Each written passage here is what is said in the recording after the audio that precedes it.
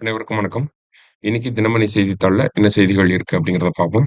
முதல் செய்தியில பார்த்தீங்கன்னா, மக்கள் நல்வாழ்வுத்துறை இருக்காங்க இல்லையா? அவங்களுடைய சாதனை பட்டியல் அப்படிங்கிறத வெளியிட்டிருக்காங்க. அதுல முக்கியமா என்னெல்லாம் சொல்லியிருக்காங்க அப்படிங்கிறத பார்ப்போம்.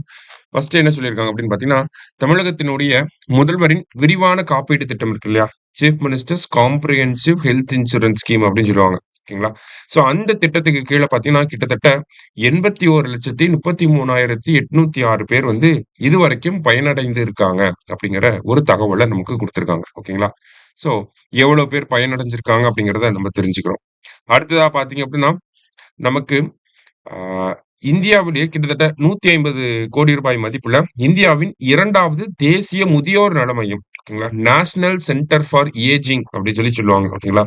ஸோ முதியோர்களுக்கான ஒரு நல மையம் அப்படிங்கிறது கிண்டியில தொடங்கப்பட்டுச்சு. போன வருஷம் பிப்ரவரி 25, 2024ல நம்ம பிரதமர் வந்து இந்த ஐ மீன் இந்த நேஷனல் சென்டர் ஃபார் ஏஜிங்க இனாகரேட் பண்ணியிருப்பார். சரிங்களா?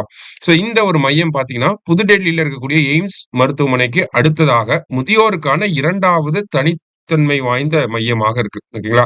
எய்ம்ஸ்ல தான் நேஷனல் சென்டர் ஆஃப் ஏஜிங் இருக்கு. அதோட அதுக்கப்புறமா எங்க இருக்கு அப்படின்னு பார்த்தீங்கன்னா, தமிழகத்துல கிண்டி பகுதியில தான் இருக்கு. சரிங்களா? சென்னையில தான் இருக்கு. ஓகேவா? ஸோ இது வந்து ஒரு முக்கியமான விஷயம். எதிர்பார்க்கலாம். சரியா? அடுத்ததா பார்த்தீங்க அப்படின்னா, என்னென்ன விருதுகள வாங்கியிருக்காங்க. கிட்டத்தட்ட 525 விருதுகள் கிட்ட வாங்கியிருக்கிறதாக சொல்லியிருக்காங்க. அதுல முக்கியமான இது மட்டும் அவங்க குடுத்திருக்காங்க. கிராமப்புறங்களில் பொது மருத்துவம் சிறப்பு சேவைக்கான விருது வழங்கப்பட்டிருக்கு தமிழக அரசாங்கத்துக்கு. காசநோய் இல்லாத நிலையை தமிழகத்தில் உருவாக்கி கண்டுள்ள முன்னேற்றம் என்பதற்கான விருது. ஸோ காசநோய் தொடர்பாக ஒரு விருது வாங்கியிருக்கிறாங்க. கர்ப்பிணி தாய்மார்களுக்கு சிகிச்சை வழங்குவதில் சிறப்பு விருது அப்படிங்கிற ஒரு விஷயத்த வாங்கியிருக்காங்க. அடுத்தது மலேரியா தடுப்பு சிறந்த நடவடிக்கைக்கான தேசிய விருது அப்படிங்கிறது வழங்கப்பட்டிருக்கு. இந்த மாதிரி கிட்டத்தட்ட ஒரு 525 விருதுகள் கிட்ட நம்மளுடைய மக்கள் நல்வாழ்வுத்துறை வாங்கியிருக்கு அப்படிங்கிறத சொல்லியிருக்காங்க. ஸோ பொதுவா என்ன சொல்லியிருக்காங்க அப்படிங்கிறத மட்டும் அ இதுல இருக்கிறத மட்டும் நம்ம பார்த்து வச்சுக்கிட்டாலே போதும். சரிங்களா? அத பேஸ் பண்ணி நம்ம ஆன்ஸர போட்டுறலாம் எலிமினேட் பண்ணி. சரியா? அடுத்ததா பார்த்தீங்க அப்படின்னா, நம்மளுடைய கிருஷ்ணமால் ஜெகநாதன் அவர்கள் இருக்காங்க இல்லையா? கேள்விப்பட்டிருப்பீங்க. கிருஷ்ணமால் ஜெகநாதன் அவர்கள். இவங்களுடைய 100வது பிறந்த நாள் இன்னைக்கு. சரியா? இவங்கள பொறுத்தவரைக்கும் பார்த்தீங்கன்னா 2 விஷயம் தெரிஞ்சுக்கணும். 1 லஃப்தி அப்படிங்கிற ஒரு திட்டம். ஓகேங்களா? Land for tillers ah in India அப்படின்னு சொல்லி வரும். ஓகேங்களா? லேண்ட் ஃபார் டில்லர்ஸ் அப்படிங்கிறது தான் இவங்களோட அந்த புரோகிராம் பேர். ஓகேங்களா? Land for tillers. ஸோ இந்த ஒரு விஷயத்த வந்து ஆரம்பிச்சிருப்பாங்க. சரியா? 1981ல வந்து ஆரம்பிச்சிருப்பாங்க. ஓகேவா? லஃப்தி அப்படிங்கிறது. அடுத்ததா பார்த்தீங்க அப்படின்னா, இவங்களுக்கு 2020ஆம் ஆண்டு மத்திய அரசாங்கம் பத்ம பூஷன் விருது குடுத்து கௌரவிச்சிருக்கும். சரிங்களா? பத்ம பூஷன் விருது குடுத்திருப்பாங்க. ஸோ இந்த 2 விஷயத்தையும் உங்கள பத்தி தெரிஞ்சுக்கோங்க. சரியா? அடுத்ததா பார்த்தீங்கன்னா, இன்றைய திருக்குறள். திருக்குறள பொறுத்தவரைக்கும் பார்த்தீங்கன்னா, "அளவளாவு இல்லாதான் வாழ்க்கை குளவளாக் கோடு கோடின்றி நீர்நிறை கற்று" அப்படின்னு சொல்லி குடுத்திருக்காங்க. ஓகேங்களா? "சுற்றத்தாரோடு மனம் கலந்து பழகும் தன்மை இல்லாதவனுடைய வாழ்க்கை குளப்பரப்பானது கரை இல்லாமல் நீர் நிறைந்தாற் போன்றது."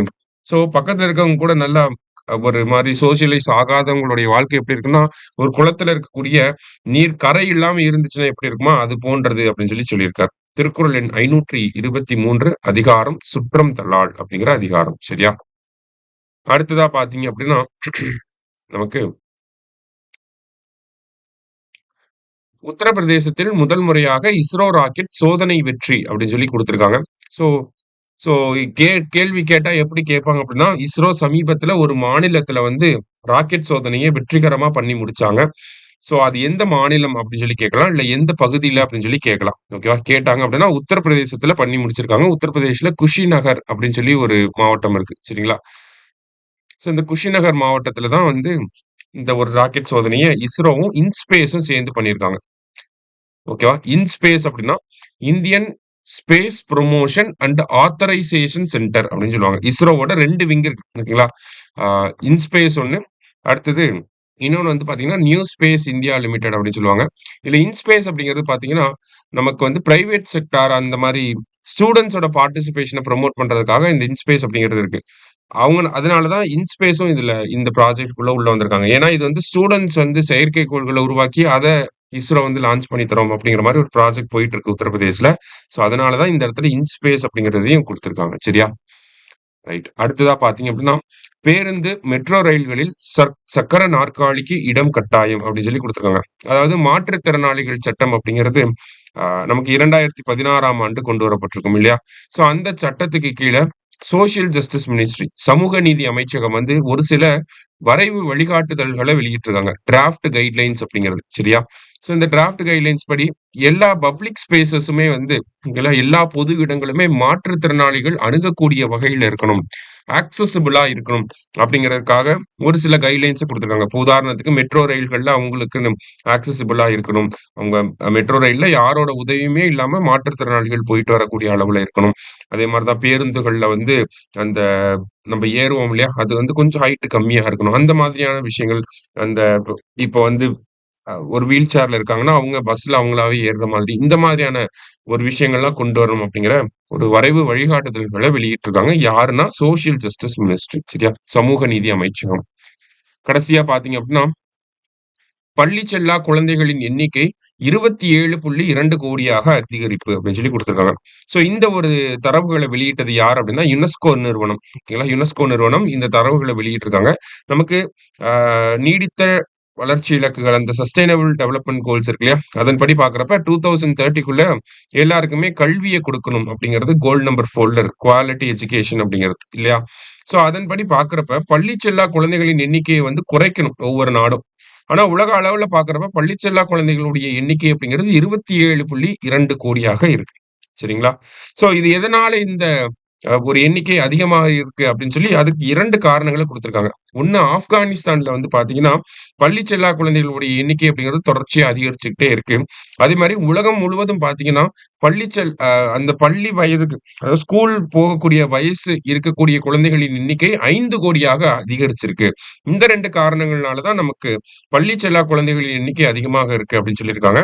ஸோ ஒவ்வொரு நாடுமே இந்த பள்ளி செல்லா பள்ளி கல்விக்காக அதிகமான ஒரு முதலீடுகள பண்ணணும் அப்படின்னு சொல்லியிருக்காங்க. உதாரணத்துக்கு ஒரு நாடு இருக்காங்க அப்படின்னா, அந்த நாடு அவங்களுடைய ஜிடிபில 4% 6% வரை கல்விக்காக மட்டுமே செலவு பண்ணணும் அப்படின்னு சொல்லி குடுத்திருக்கிறாங்க. சரியா? ஸோ இந்த தரவுகள மட்டும் கொஞ்சம் நல்லா பார்த்து வச்சுக்கிட்டா போதும். சரியா? மத்தபடி பார்த்தோம் அப்படின்னா, இன்றைய செய்தித்தாள்ல இருந்து முக்கிய செய்திகள் எல்லாத்தையுமே பார்த்திருக்கோம். நன்றி.